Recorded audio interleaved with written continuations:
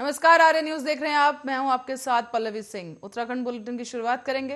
प्रदेश में आगामी विधानसभा चुनाव में सुरक्षा व्यवस्था भरपूर रखने के लिए मुख्य निर्वाचन अधिकारी कार्यालय ने केंद्र से करीब 115 कंपनी फोर्स मांगी है।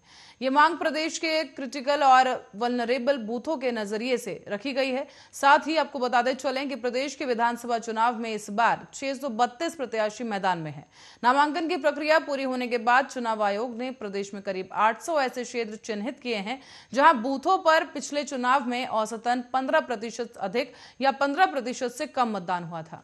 ये क्रिटिकल के दायरे में आते हैं। इसी प्रकार से करीब 1200 ऐसे क्षेत्र चिन्हित किए गए हैं जहां ऐसे बूथ हैं जिन पर वोटरों को प्रभावित करने की आशंका है।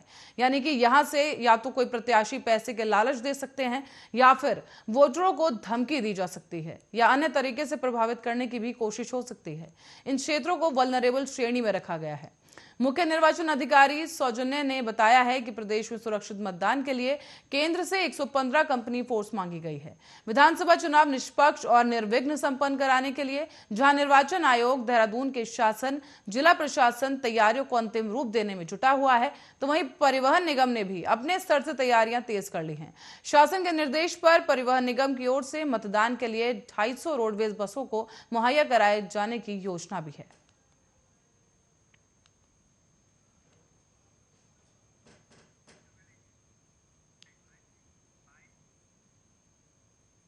और इसी क्रम में विधानसभा चुनाव के लिए राजनीतिक दलों की प्रचार चरम पर है। शनिवार को एक दिवसीय दौरे पर कांग्रेस के पूर्व राष्ट्रीय अध्यक्ष राहुल गांधी भी उत्तराखंड दौरे पर रहे और दोपहर में उनका प्लेन पंतनगर एयरपोर्ट पहुंचा, जहां उन्होंने पूर्व सीएम हरीश रावत, प्रदेश के अध्यक्ष गणेश गोदियाल और पूर्व मंत्री यशपाल आर्य ने उनका स्वागत किया है। इस दौरान हरीश रावत और राहुल गांधी ने क्या कुछ कहा, चलिए आपको सुनाते हैं। पहली आवाज कोई उठी किसानों के पक्ष में और इन काले कानूनों के विरोध में, वो आवाज राहुल गांधी जी की थी। उस समय सौभाग्य से मैं पंजाब का प्रभारी था कांग्रेस का, और आपने आकर के 3 दिन ट्रैक्टर यात्रा को लीड करके देश को कहा कि किसानों के साथ ज्यादती हो रही है, और किसानों से कहा कि हम आपके साथ हैं, आप संघर्ष करिए। और उसके बाद किसानों ने एक ऐतिहासिक संघर्ष को यहाँ पर अंजाम देने का काम किया, और उसका परिणाम है कि एक ऐसी सरकार जो लोकतंत्र को की, उसको घुटने टेकने पड़े। उसके लिए मैं किसानों को बहुत बहुत बधाई देना चाहता हूँ।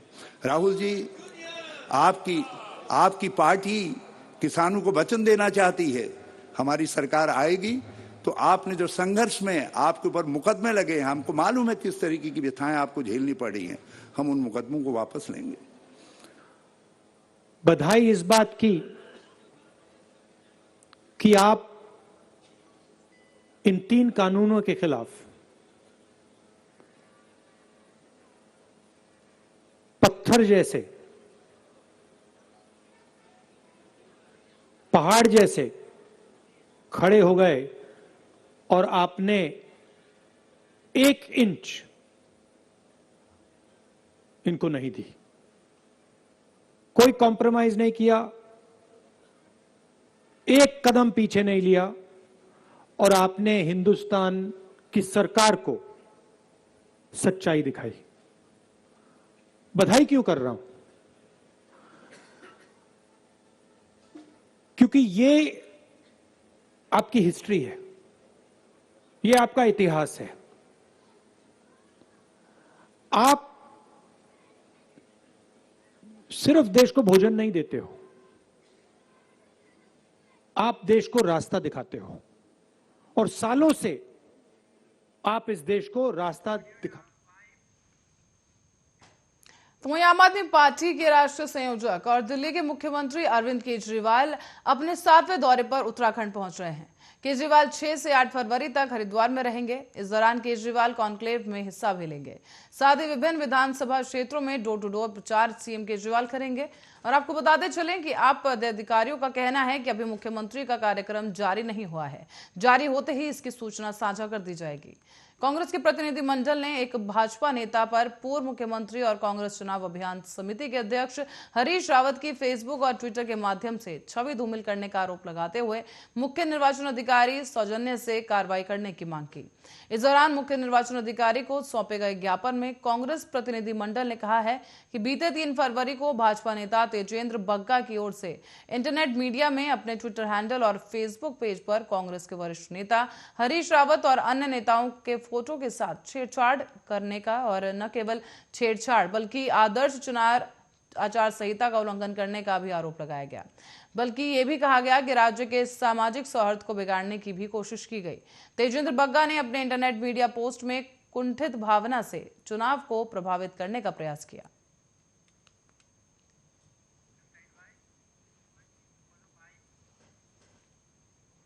तो वहीं चुनावी रण में सियासी दलों के जिन सेनापतियों पर 70 सीटों का दारोमदार है, वो ही अपने दुर्ग के चक्रव्यूह में फंसे हुए नजर आ रहे हैं। प्रदेश के अन्य विधानसभा सीटों पर पार्टी प्रत्याशियों के पक्ष में समर्थन जुटाने के लिए सियासी दलों के दिग्गज अपने दुर्ग से बाहर नहीं निकल पा रहे।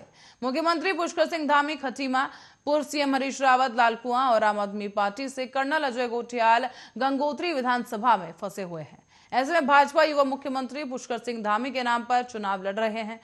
धामी खटीमा से चुनाव लड़ रहे हैं और यहां से वो लगातार 2 बार विधायक भी चुने जा चुके हैं। इस बार यहां से कांग्रेस के भवन कापड़ी और आप के एसएस कलेर चुनाव मैदान में हैं। धामी के ऊपर पार्टी को दोबारा सत्ता में लाने की एक बड़ी जिम्मेदारी है। यहां अपने दुर्ग को बचाने के लिए उनका दिल खटीमा है और कदम विधानसभा क्षेत्रों में है। पिछले कई दिनों से धामी खटीमा में ही डटे हुए हैं। हालांकि फुर्सत मिलते ही वो अपने दुर्ग से बाहर निकलते हैं, लेकिन दिल खटीमा में ही लगा रहता है।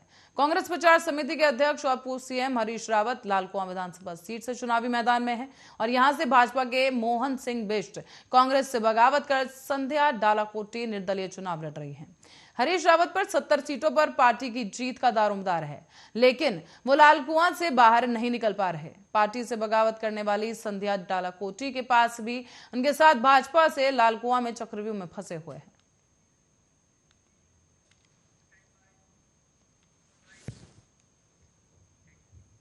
वहीं देहरादून जिले में सहसपुर में कांग्रेस नेता के मुस्लिम यूनिवर्सिटी पर आए बयान पर कांग्रेस को घेर रही भाजपा का मामला अभी शांत भी नहीं हुआ था कि शुक्रवार को कैबिनेट मंत्री धन सिंह रावत का एक मस्जिद से बाहर निकलते हुए वीडियो वायरल हो गया है। धर्म की सियासत पर दोनों ही दलों के बीच फिर से खींचतान शुरू हो गई। पूर्व सीएम हरीश रावत की तस्वीर से छेड़छाड़ के मामले में जहां एक तरफ कांग्रेस ने भाजपा के खिलाफ चुनाव आयोग को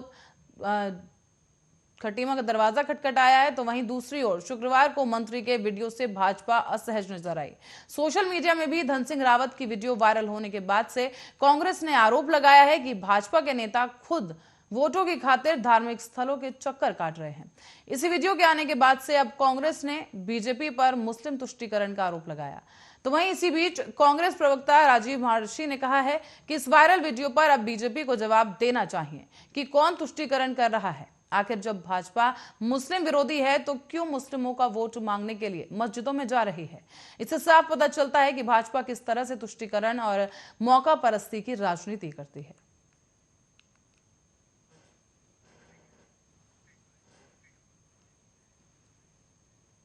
और उत्तराखंड के चमोली जिले में शुक्रवार की रात को एक मैक्स वाहन गाड़ी खाई में गिर गई है, लेकिन मौसम खराब होने के कारण इस दुर्घटना का पता शनिवार की सुबह लग पाया है।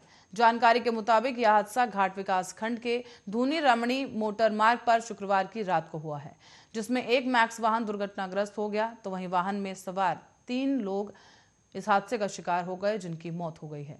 ये वाहन रावणी गांव से धूनी की तरफ जा रहा था। मौसम खराब होने के कारण शुक्रवार की रात को ही यह दुर्घटनाग्रस्त हो गया और इस दुर्घटना का किसी को पता नहीं चल पाया।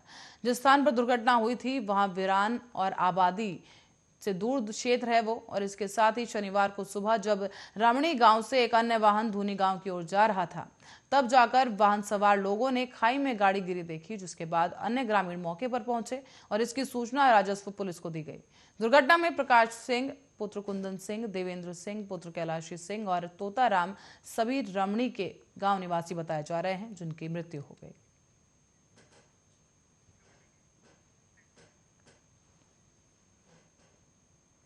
और बद्रीनाथ धाम के कपाट खुलने की तिथि अब 5 फरवरी वसंत पंचमी के दिन नरेंद्र नगर राज दरबार में तय की जाएगी, जहां पर गाड़ू खड़ा में यात्रा डिम्मर गांव चमोली से शुक्रवार की शाम को ऋषिकेश पहुंच गया है। और बद्रीनाथ केदारनाथ मंदिर समिति के मीडिया प्रभारी डॉक्टर हरीश गौड़ ने बताया है कि डिम्मर स्थित लक्ष्मी नारायण मंदिर से गाड़ू घड़ा तक, उसके साथ डिमरी धार्मिक केंद्रीय पंचायत के कार्यकारी अध्यक्ष विनोद डिमरी और मंदिर समिति पूर्व सदस्य हरीश डिमरी, मंदिर समिति सदस्य आशुतोष डिमरी, विपुल डिमरी, राकेश डिमरी, नरेंद्र डिमरी, अरुण डिमरी और विनय डिमरी समेत ऋषिकेश स्थित कार्यालय में पहुंचे, जहां पर प्रबंधन अमित राणा और केयरटेकर रामचंद्र बिष्ट ने गाड़ू खड़े का स्वागत किया है। 5 फरवरी वसंत पंचमी के दिन गाड़ू खड़े को राजमहल के सुपुर्द किया जाएगा। साथ ही आपको बताते चलें कि गाड़ू खड़े में तिल के तेल से कपाट खुलते वक्त भगवान बद्रीनाथ का अभिषेक किया जाएगा। राजमहल नरेंद्र नगर में राज परिवार के सदस्य, बद्रीनाथ केदारनाथ मंदिर समिति के सदस्य, डिमरी धार्मिक पंचायत प्रतिनिधि और धर्मचारियों की मौजूदगी में बद्रीनाथ धाम के कपाट खुलने का मुहूर्त निकाला जाएगा।